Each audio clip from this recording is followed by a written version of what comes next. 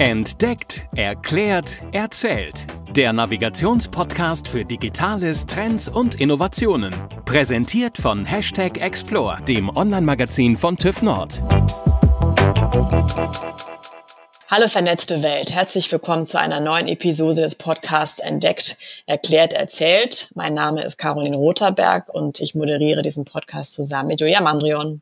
Hallo. Heute haben wir ein sehr spannendes Thema und zwar New Work.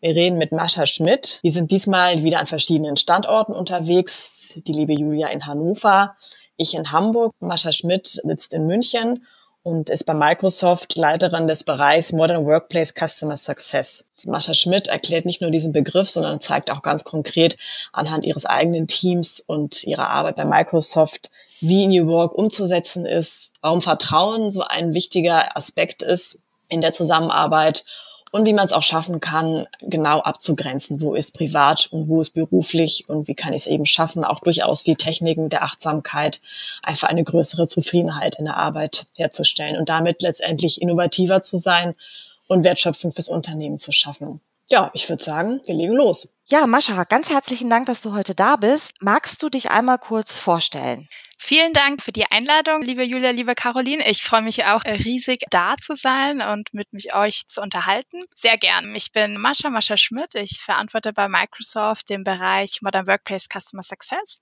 Das bedeutet, dass wir Unternehmen auf ihrem Weg zum modernen Arbeitsplatz begleiten und das aber nicht nur aus einer technologischen Perspektive, wie man das vielleicht von Microsoft erwarten würde, sondern ganz, ganz stark auch rund um das Thema Change Management und Adaption.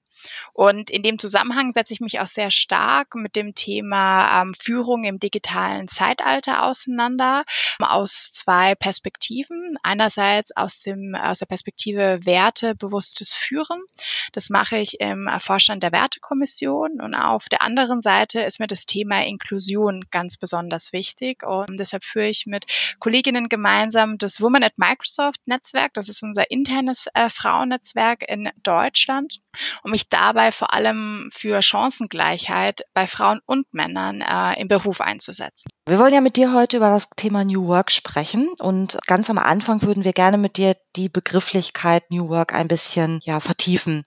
Es gibt ja viele Buzzwords, die in den Medien rumgeistern. Es geht über digitale Nomaden, das Thema Homeoffice wird immer wieder thematisiert, 4-Tage-Woche ploppt immer wieder auf. Wie würdest du den Begriff New Work einordnen? Was ist New Work?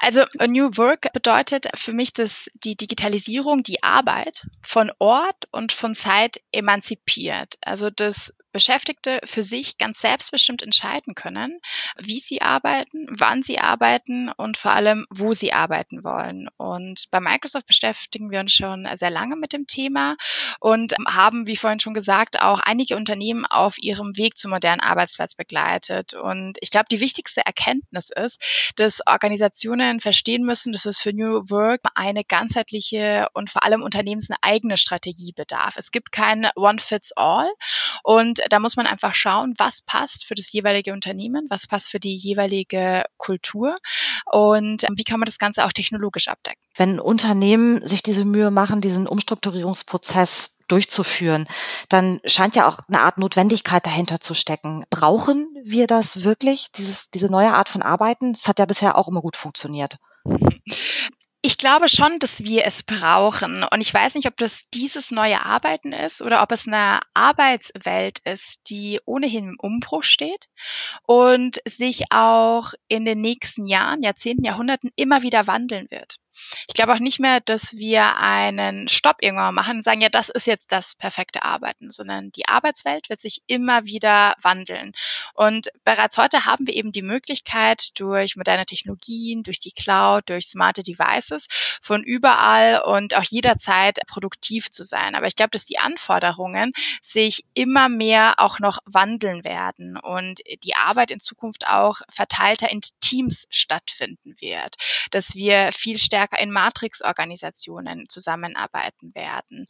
Und ich glaube auch nicht nur, dass sich die Arbeitswelt an sich verändern wird, sondern auch die Erwartungen der Mitarbeiter. Also 9 to 5, Hierarchie, Einzelbüros, ganz starre Strukturen, die stehen jetzt nicht ganz oben auf der Wunschliste junger Talente. Und Auch Kollegen, die schon lange in der Berufswelt sind, wünschen sich eine bessere Vereinbarkeit von Privaten und Beruflichem. Und deshalb glaube ich, dass wir da gar nicht drum herumkommen, sondern dass sich jetzt einfach jedes Unternehmen überlegen muss, wie es den Wandel jetzt anstreben kann und was die nächsten Schritte sind. Wo du gerade sagst, dass die Mitarbeiter sich oder die Mitarbeitenden sich eben auch wünschen, anders geführt zu werden. Stellst du fest, dass das auch eine Generationenfrage ist, dass vielleicht der Wandel auch von den jüngeren Generationen, den Generationen Y und Z kommen, dass die einfach anders geführt werden möchten, als es die alteingesessenen Mitarbeitenden im Unternehmen möchten? Ich glaube nicht, dass es eine Generationsfrage ist. Ich glaube aber schon, dass die Generation Y und Z das mit angetriggert hat und das mit bewegt hat. Aber dass dieser Wunsch nach mehr Selbstbestimmung, erfolgreich arbeiten zu können, etwas ist, was jeden Mitarbeiter beschäftigt. Und was aber, glaube ich, die Generation sehr, sehr stark geprägt hat, ist die Sinnfrage. Also sehr stark immer wieder nach dem Sinn der Arbeit zu schauen und auch mehr zu hinterfragen, mehr auch Führungspersönlichkeiten herauszufordern. Das glaube ich schon, dass das stärker von der neuen Generation geprägt wird, was aber letztendlich meines Erachtens jede Führungskraft zu einer besseren macht und dann auch eine Auswirkung hat auf alle Mitarbeiter im Unternehmen. Jetzt bist du ja auch Führungskraft bei Microsoft. Was ist dir denn persönlich in deiner Rolle als Führungskraft am wichtigsten, wenn du eben dieses ganze Thema New Work oder modernes Arbeiten auch betrachtest bei deinen Mitarbeitenden? Also für mich als Führungskraft kommen 2 Dinge da rein. Vorleben und vorangehen. Ich glaube, wenn wir Flexibilität anbieten, wenn wir neue Möglichkeiten anbieten, dann muss die Führungskraft das vorleben. Die Führungskraft muss vorangehen, auch mal in Homeoffice gehen, über die eigenen Erfahrungen sprechen. Und was dabei hilft, ist die richtige Einstellung, Offenheit, Vertrauen, gute Kommunikation. Und ich glaube, ohne Vertrauen geht es nicht. Also wir müssen unseren Mitarbeitern, unseren Teams vertrauen. Und nur so ist es auch möglich, gemeinsam den Wandel zu gestalten und sich im Wandel gemeinsam zu bewegen. Der zweite Punkt ist das Thema Lernen. Immer wieder dazulernen. Satya Nadella hat 2014 mal gesagt, wir gehen weg von einer Kultur, die immer alles weiß, zu einer Unternehmenskultur, die immer wieder Neues dazulernen will. Und ich glaube, da ist ganz, ganz viel Wahres dahinter, nämlich dieses Thema lebenslange Lernen und da eben an sich selber zu arbeiten, aber auch dem Team zu ermöglichen, immer wieder besser zu werden, Neues dazuzulernen, sich außerhalb der eigenen Komfortzone zu bewegen. Das ist ein Umfeld, das ich schaffen möchte, wo sich einfach jeder verbessern kann, wo jeder an sich arbeiten kann, wo jeder über sich hinauswachsen kann. Ich würde gerne noch mal auf das Thema Vertrauen eingehen, was du eben angesprochen hattest. Vertrauen ist ja wichtig, dass, wenn ich auch weiß, jemand ist zu Hause, dass ich ihm vertraue, dass er auch tatsächlich seiner Arbeit nachgeht. Ich habe manchmal das Gefühl, dass das aber eine Sache ist, die vielen immer noch schwer fällt. Also dass Führungskräfte, warum auch immer, annehmen, der Mitarbeiter ist vielleicht nicht so produktiv, wenn man ihn nicht sieht. Was gibst du solchen Menschen mit, gerade wenn du auch im Unternehmen ja auch mit anderen Führungskräften sprichst? Wie kannst du auch diese Angst nehmen und dieses Vertrauen aufbauen in Mitarbeiter? Ihr habt recht, ich werde tatsächlich oft gefragt, ja, Frau Schmidt oder Maša, was machen Sie denn, wenn Mitarbeiter nicht arbeiten, wenn die im Homeoffice sind? Und meine ganz persönliche Meinung ist, wenn jemand nicht arbeiten möchte, dann schafft er das sowohl im Homeoffice als auch im Büro. Das heißt, wir haben da eine ganz, ganz andere Thematik, die man sich anschauen muss, nämlich dann wahrscheinlich die Frage nach der Motivation. Und natürlich kann es passieren, dass Mitarbeiter sowas ausnutzen, aber ich glaube, das ist ganz, ganz selten der Fall. Was ich beobachte, ist, dass die neuen Möglichkeiten, sich im Homeoffice zu bewegen, sehr, sehr stark die Motivation steigern, weil ich auf einmal mein Privatleben mit dem Arbeitsleben ganz anders verbinden kann, weil ich dieses Vertrauen, das ich vom Unternehmen, was ich von der Führungskraft bekomme, spüre und mich das sehr, sehr stark beflügelt. Und wenn Führungskräfte sich fragen, ob sie dieses Vertrauen ihren Mitarbeitern schenken können, dann würde ich schon in Frage stellen, wie sie denn führen wollen und vor allem nach welchen Resultaten sie führen wollen. Weil wenn es für mich besonders gut ist, wenn jemand ganz lange im Büro ist, dann frage ich mich schon, ob das noch, ob das noch so zeitgemäß ist. Denn meines Erachtens sollte man doch nach den Resultaten schauen, klare Ziele vereinbaren und ob der Mitarbeiter es dann von zu Hause macht, aus dem Park, aus dem Café oder ganz klassisch im Büro, das ist dann jedem selber überlassen, wo er am produktivsten sein kann. Aber mich als Führungskraft sollte doch interessieren, wie schaffe ich es mit meinem Team, produktiv zu sein, tolle Resultate zu erzielen und auch die Ziele zu erreichen. Und wo das dann stattfindet, sollte eigentlich irrelevant sein. Also geht es da eigentlich auch sehr stark um das Thema Loslassen, oder?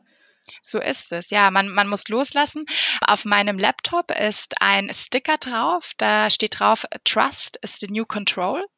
Und da glaube ich sehr, sehr stark dran, weil durch Kontrolle entsteht wenig Motivation. Und ganz ehrlich, das lässt auch ganz, ganz wenig Raum für Mitarbeiter. Wir stellen Mitarbeiter an mit hohen Gehältern, die top ausgebildet sind, gute Ideen haben, gute Erfahrungen.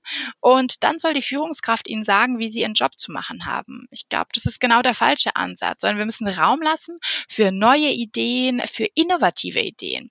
Denn wenn der Raum dafür nicht da ist und die Mitarbeiter sich gar nicht trauen, vielleicht mal auch ins Risiko zu gehen, Sachen neu zu denken, mache ich mir schon Sorgen um diese Unternehmen, weil ich stelle dann die Frage, wie innovativ kann das Unternehmen in den nächsten Jahren tatsächlich sein und wie lange wird es dann noch geben? Ich habe in der Vorbereitung auf unser Gespräch gelesen, dass ihr, glaube ich, 2014 bei Microsoft den Vertrauensarbeitsort eingeführt habt, ne, wenn ich richtig informiert bin. Und mich würde interessieren, das sind ja jetzt 5, knapp 6 Jahre seitdem. Wie würdest du sagen, hat es sich bei euch entwickelt? Sicherlich gab es am Anfang auch nicht nur Jubelschreie, sondern der eine oder andere musste sich wahrscheinlich auch umstellen, oder? Wie würdest du jetzt mit dem Rückblick auf diese 5 Jahre das betrachten? Wo steht ihr heute? Wir haben schon Jahre vor 2014 den Vertrauensarbeitsort gehabt. Das heißt, Mitarbeiter konnten von überall aus arbeiten und hatten auch die Möglichkeit, im Homeoffice zu sein.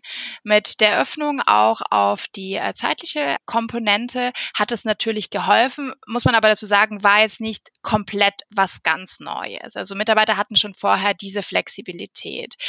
Die Erfahrung, die wir gemacht haben, ist, dass das sehr, sehr gut angekommen ist, dass die Mitarbeiter das sehr, sehr stark schätzen, weil sie eben ihr Privatleben ganz anders mit ihrem Berufsleben vereinbaren können, weil sie überhaupt nicht fragen müssen, wenn sie nachmittags zum Zahnarzt gehen oder die Kinder abholen oder vielleicht auch in Sport gehen oder einen Spaziergang machen. Das ist ganz natürlich und ganz normal. Ich denke, es hat schon ein bisschen Zeit gebraucht, um sich darauf einzustellen, auch die Führungskräfte dementsprechend mitzunehmen. Aber das ist heute gar kein Thema mehr.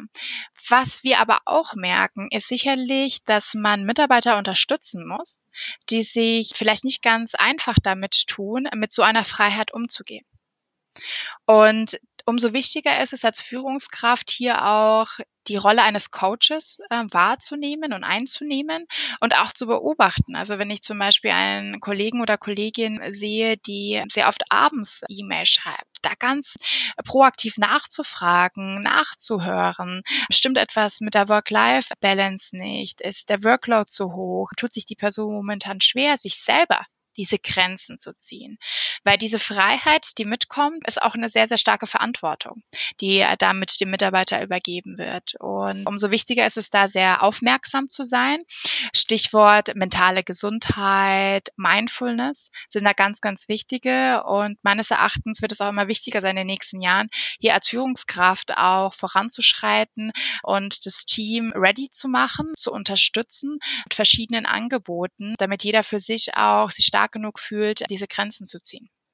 Das ist, glaube ich, genau der Punkt, da wollte ich nämlich eben auch noch mal drauf hinaus, weil natürlich, ich hatte die Freiheit, du sagst es auch, aber es ist ein Stück weit Fluch und Segen. Das ist ja manchmal auch der Vorwurf, der kommt, dass eigentlich die Bereiche, die Lebensbereiche immer mehr miteinander verschmelzen, auch stark verwässern und dadurch diese Abgrenzung, die dann aber ab und zu ja auch wirklich nötig ist, um wirklich abzuschalten, dass die nicht mehr wirklich gegeben ist. Und du sagtest, dass ihr verschiedene Punkte da nutzt. Magst du sonst einfach vielleicht mal auch aus deinem eigenen Team teilen, was ihr da für Elemente nutzt, um genau dem entgegenzuwirken?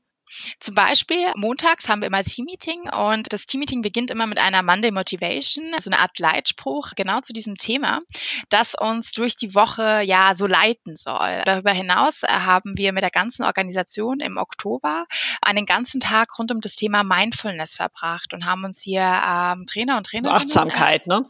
Genau, zur Achtsamkeit, genau, Mindfulness, Achtsamkeit, um genau eben zu verstehen, dass dieses Hamsterrad und immer mehr, immer schneller, immer weiter nicht unbedingt immer zu dem besten Ergebnis einen bringt, sondern dass es besonders wichtig ist, den Schritt zurückzugehen, wirklich da zu sein in dem Moment, nicht Sachen parallel zu machen. Ich glaube zum Beispiel überhaupt nicht an Multitasking, sondern sich Zeit zu nehmen für eine Sache, die aber dann auch schnell durchzuführen, eine Pause zu machen und dann wieder zu dem nächsten Thema zu gehen. Meines Erachtens gibt es da viel bessere Resultate. Wir haben als Team zusammen meditiert und natürlich kann sich dann jeder für sich selber entscheiden, inwiefern er oder sie das mitnimmt. Und eine Sache, die ich auch gemacht habe, ich habe vor einigen Jahren ein Buch gelesen, Manage Energy, Not Time.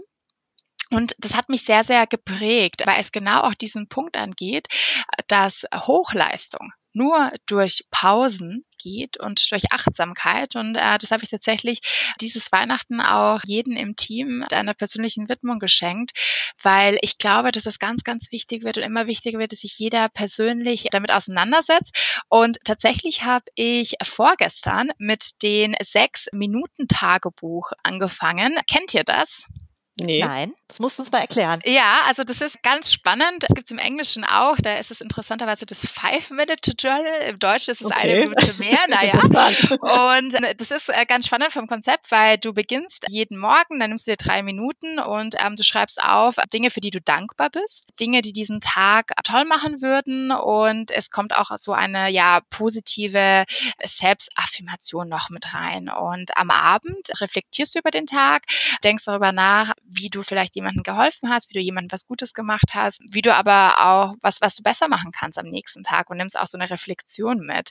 Und die Idee dahinter ist, dass du durch diese täglich daran arbeiten, in Routinen reinkommst, dich morgens und abends sehr, sehr bewusst mit dir selber auseinanderzusetzen. Im besten Fall ist das natürlich noch begleitet durch eine kleine Meditation oder Yoga-Einheit oder Atemübung.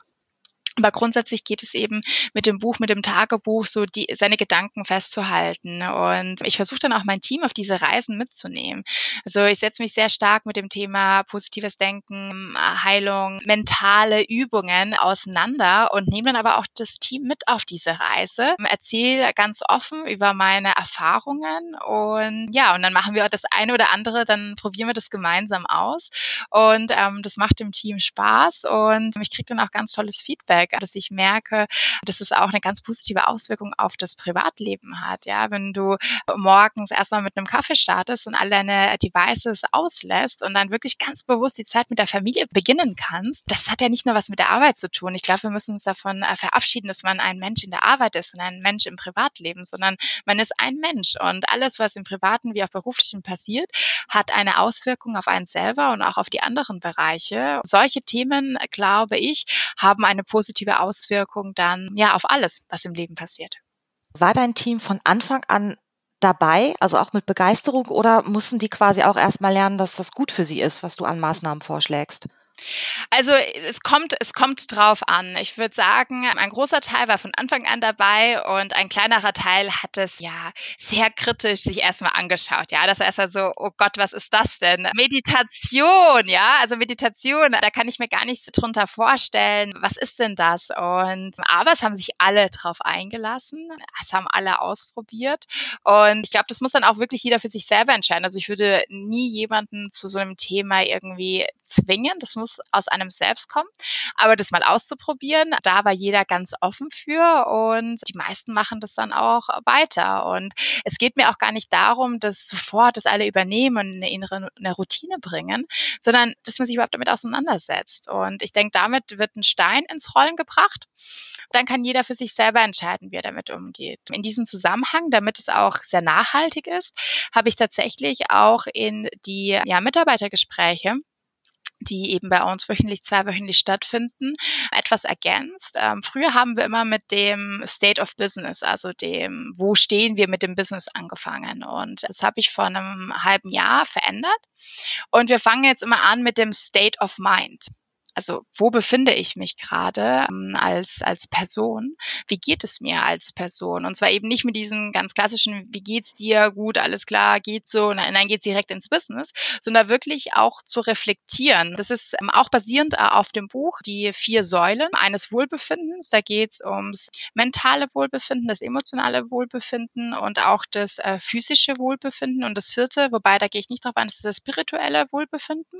Ich gehe auf die ersten 3 Säulen immer ein. Das kann dann jeder ganz für sich entscheiden. Manche machen Farben rein, manche schreiben gut, sehr gut, manche machen das Wetter rein, also Sonnenschein pur oder ein paar Wölkchen am Himmel. Und dann reden wir darüber. Und mir geht es zwar natürlich um das Reden und dass es für uns ein Dialog ist, aber vor allem geht es mir auch darum, dass jeder vielleicht auch ein bisschen für sich diese Reflexion anstrebt und sich überlegt, mir geht's super oder mir geht's vielleicht gerade nicht so gut. Woher kommt das denn eigentlich? Welche dieser Säulen wird gerade beeinträchtigt? Und was kann ich dafür tun, dass es mir wieder besser geht? Und genauso kann ich jetzt Führungskraft anbieten. Was kann ich tun und wie kann ich dir helfen, dass es dir wieder besser geht, solange das in meiner Macht steht?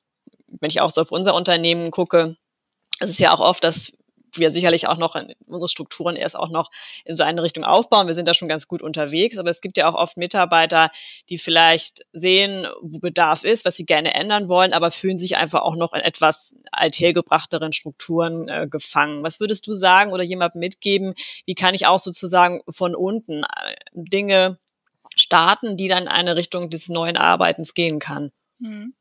Ich glaube, ein kultureller Wandel muss von oben und von unten beginnen. Es wird sehr schwer sein, den nur von unten mitzutragen, kann aber eine sehr, sehr positive und sollte im besten Fall eine positive Auswirkung auch auf die obere Führung haben.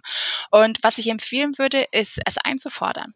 Also es ganz offen zu kommunizieren und auch einzufordern, die Bedürfnisse, die Ideen auch immer wieder einzubringen, sehr, sehr gerne auch immer wieder im Business-Kontext zu sehen, weil ehrlicherweise die ganzen Themen wie New Work, die haben ja, das ist ja kein Selbstzweck, sondern das führt ja zu innovativeren Unternehmen, zu Unternehmen, die am Ende des Tages eine höhere Wertschöpfung daraus ziehen. Und deshalb glaube ich, dass das ganz wichtig ist, das Einfordern. Und was man aber sicherlich machen kann, ist, das auch mal im eigenen Team auszuprobieren, das mal mit den Kollegen zu besprechen, das bei seinem Vorgesetzten vorzubringen und das auch mal auszuprobieren und dann daraus im besten Falle eine Best Practice zu machen und das dann auch ins weitere Unternehmen zu tragen, sich da auch wirklich so Verbündete zu suchen, mit denen man sich zu dem Thema auseinandersetzt, gerne auch über die eigene Organisation hinaus und ja, da einfach den Stein ins Rollen zu bringen. Ja, finde ich super wertvoller Tipp. Dann würde ich jetzt gerne zum Ende noch zu einer kurzen Fragerunde kommen. Kannst du ganz, ganz kurz oder lang, wie auch immer du möchtest, darauf antworten. Bist du Eule oder Lerche? Eule. Eule. Kaffee oder Tee? Kommt auf die Uhrzeit drauf an. Was steht gerade vor dir? Gerade steht ein Kaffee vor mir bis circa 2 Uhr.